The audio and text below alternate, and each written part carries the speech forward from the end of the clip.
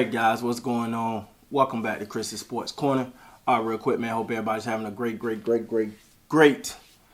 Tuesday. I almost said Monday, man, but it's Tuesday. Everybody probably had an off day yesterday, getting back to the work.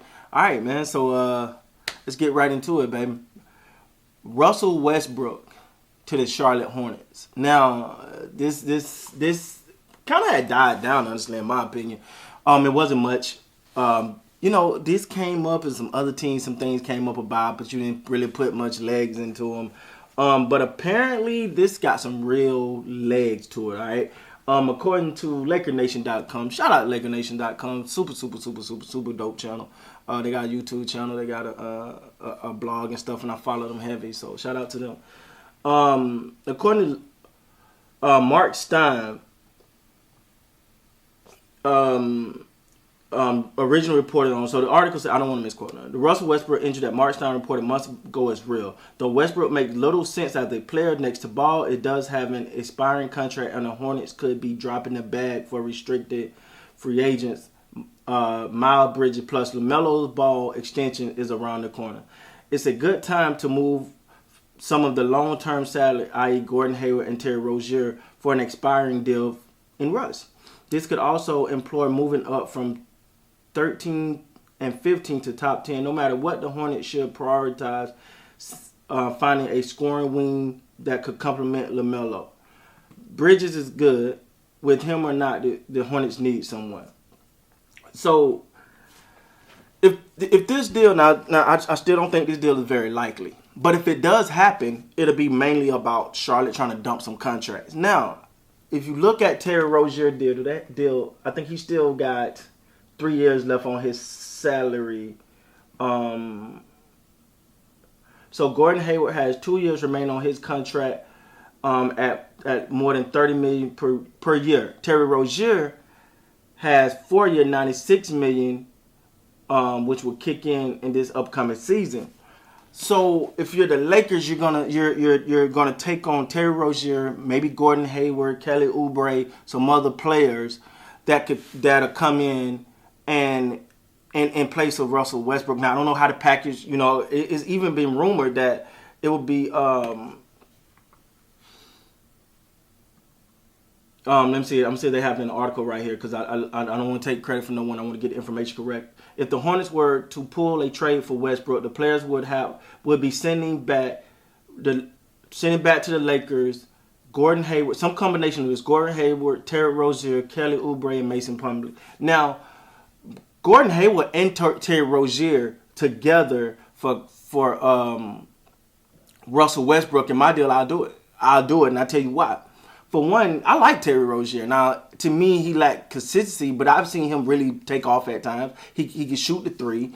He could be an impact player, right? Sort of like Malik Monk was last year, to me. And plus, Terry Rozier is still younger compared to anything Lakers had. Everybody's young, right? But now with Gordon Hayward, you don't know what you're going to get from him on a nightly basis. Sometimes he look all world, sometimes he look out of this world. But in the same breath, I look at this as a win if the Lakers was to pull this out. Hell, get both of them. Because what's the worst? What's the worst? You got a younger player, Terry Rozier, who can play off the ball. You got Gordon Hayward, who can definitely bring some veteran and have his moments. I would do it because you're talking about the post-LeBron era with Terry Rozier contract, in my opinion. You're talking about the post-LeBron era. You're talking about the era where you're going to be needing something, right? From a productivity standpoint, you're going to be needing something.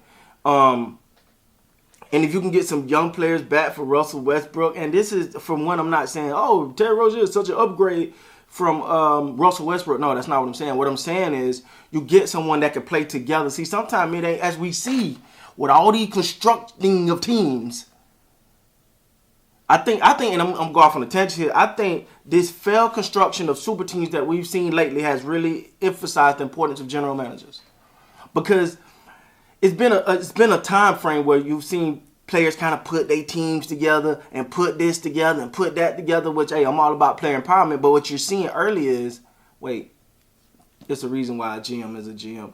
It's a reason why a GM is a GM. It's a reason why a GM job is, I'm going to put this right here, this with this, and this, and this together, because this makes a good fit. When you start allowing the players to do all that, you start to see everybody getting with their homie. And it's not working out the way that people expect it, right? So, I say all that to say, if you put you could put some pieces around LeBron and AD and you know, there was a point. I'm sorry, there was a point in time when I said LeBron and AD, and I was like, and then just put something around that. Not no more. Those days are not here anymore. Now, like, can we please put some people there that's good? And the thing with Gordon Hayward, he's often injured. And if you're a Laker fan, you kind of over the damn injuries now. It's like, oh, come on, man. So Gordon Hayward automatically throws up a red flag. He's like, oh god, here we go, another injured guy.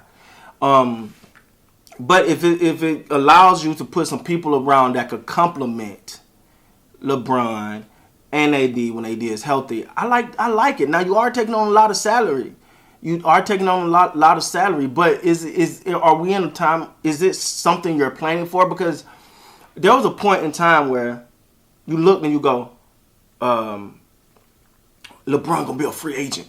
Let's clear the decks. Let's do things. Because remember, bringing in KCP to bring in was all a play to lure LeBron a little bit. You know, you cleared some things off. You made some things happen, because I don't see no one coming up in the free agent market that you're like, yo, we got to go all in to get this guy. I don't think Kevin Durant is going nowhere. Now maybe he will. Maybe Kevin Durant will go somewhere. Who knows? You got him, Kyrie Irving. I mean, I'm gonna leave that at. But who's out there that you're like, yo, this guy's a free agent and he's available and it's a legitimate chance that he comes over here and be with us? You know, so you got to start saying, man, we got a little piece here, a little piece there. Get ready for the post-LeBron era, because Terry Rozier most likely will be in the post-LeBron era. And not saying that he's some staple, but you got something solid. You don't know what you're going to get from AD, whether healthy or not, if he's even going to be there. So this is kind of a good way to kind of plan for the future a little bit, kind of get something there. But we'll see how all this shakes out, man. But listen, I would do it. I would do it, because you're getting rid of. But my one caveat is I'm not giving up that number one pick if I'm taking a lot of risk, for lack of, because I'm getting like I'm pretty much doing you a favor and you're doing me a favor. I'm not gonna throw some extra into it. I'm not gonna sweeten the pie for you. You know what I'm saying? I'd rather just hang on to Russ if I got to give you that number one. If I got to get that first, not number one, but first round pick, I'd rather hold on to that. So anyway, guys, that's my thought. Let me know what you guys think down in the comments below. With that being said, guys, please like, comment, subscribe to the channel. Until next time, you guys be great.